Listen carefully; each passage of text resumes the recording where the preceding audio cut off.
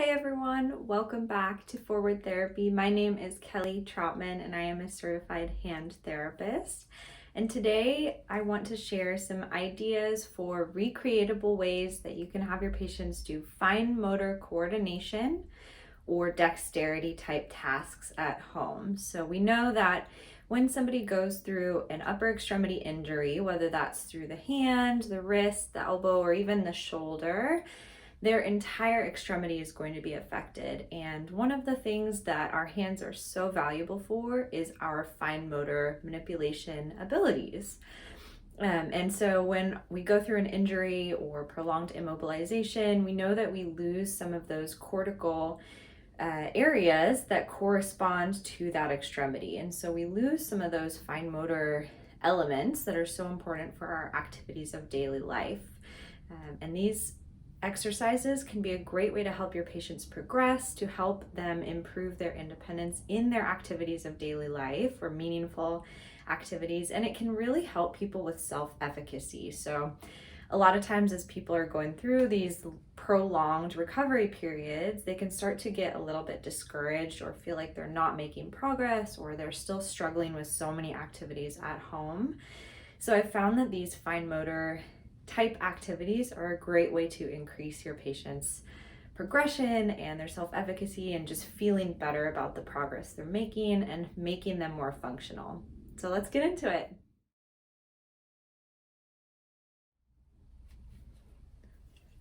Coins are a great way to have people practice fine motor coordination activities at home. You can do things like finger to palm translation, where you have them pick up individual coins one at a time and continue to pick up coins as they store the rest of them in their palm. You can have them put the coins into a cup or a piggy bank or another object for palm to finger translation. You can have them spread the coins out on the counter and practice flipping the different coins around. You can do stacking. All of these are good ways to practice fine motor coordination, and everybody has a few coins at home. I'm a big believer in snacks, and food is a powerful motivator for sure. So I'll offer that if people don't want to do stacking coins, they can get snacks, candies, popcorn. You can opt for healthier snacks like blueberries or other snacks that you might have.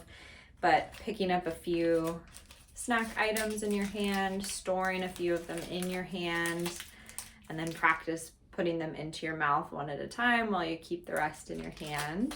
So another alternative if you are like me and you like to snack. Playing cards or games are also a really great way to practice fine motor skills or in-hand manipulation type skills.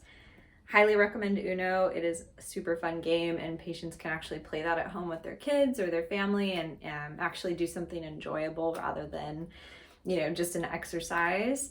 But practicing dealing, so where you pull off cards one at a time with your thumb. That's a great way to practice grasp and then also using the thumb to manipulate the objects once they have their hand. Once they have their hand dealt to them, holding the cards in the hand and then trying to practice holding them, but also sorting the cards out. Maybe they need to contain the hand and practice moving the cards around. All of those things can be a really great way to practice.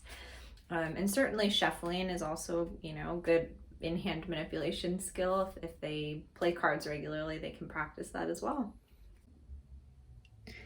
If the patient has golf balls or small objects like super balls at home, they can practice doing in-hand rotations with the golf balls.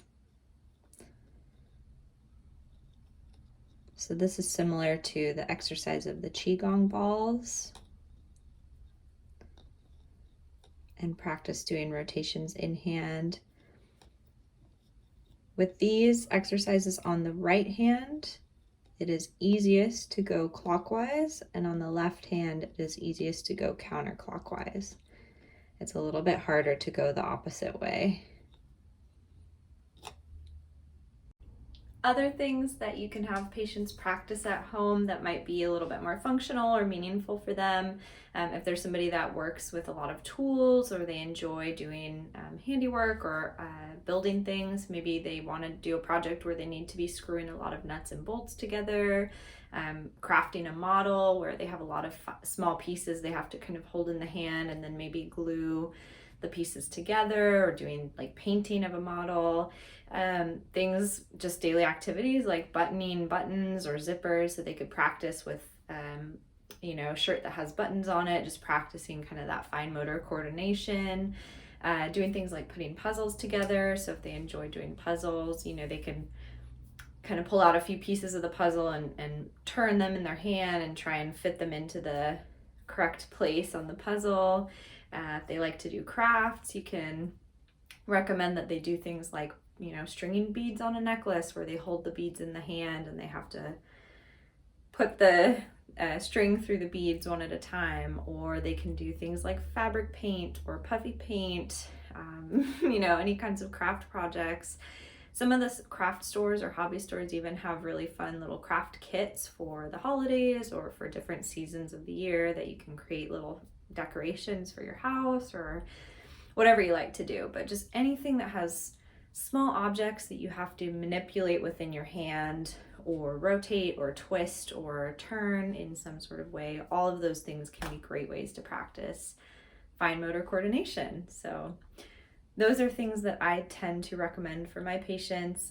Again, I think it's a great way for people to build some confidence after an injury, to get back to more of their functional activities, and maybe do something that's a little bit more fun than, boring kind of exercises. Not to say that those aren't also important, but let's be honest, sometimes they're not the most fun to complete. So I hope this video was helpful. If you have other ideas or tips or tricks or things that you tend to use in your clinic or with your patients, please drop them in the comments below. I think we can all use to add some new techniques to our toolkits.